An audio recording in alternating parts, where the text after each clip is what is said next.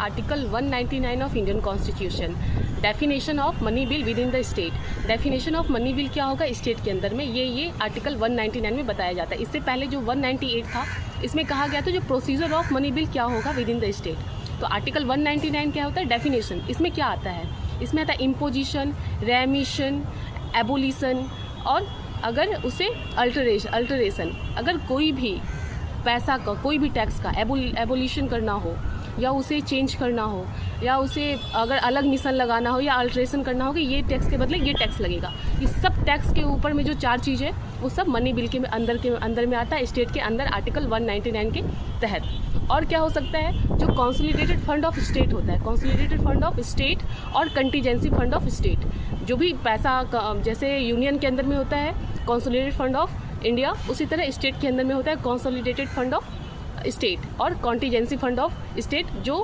Governor के अंदर में होता है। तो ये इसका सारा कस्टडी जो होता है वो होता है मनी बिल, स्टेट के मनी बिल के हिसाब से आर्टिकल 199 के तहत। तो ये हो गया 2 चीज़। तीसरा है, अगर कोई भी पेमेंट किया जाता है, अगर कोई भी पेमेंट किया जाता है कॉन्सोलिडेटेड फंड ऑफ स्टेट के अंदर से, तो ये भी आता है मनी बिल के अंदर में।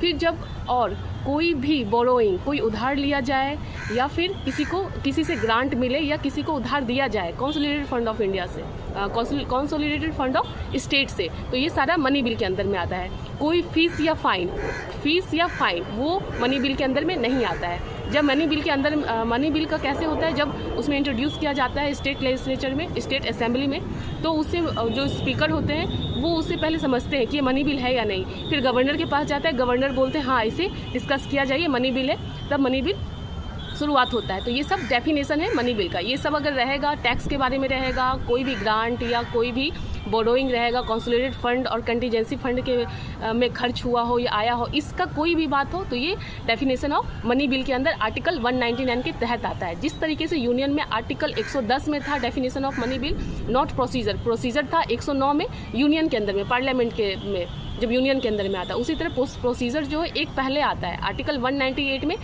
प्रोसीजर होता है कि पास कैसे होगा मनी बिल, और आर्टिकल 199 में क्या होता है, उसका डेफिनेशन क्या है, उसके बाद देखेंगे कौन सा आर्टिकल है। तो थैंक यू। तो ये था article 199 definition of money bill with in the state. Her state में डेफिनेशन क्या होता है मनी बिल का। तो अगले वीडियो में मिलते हैं अगले आर्टिकल के साथ में। Thank you.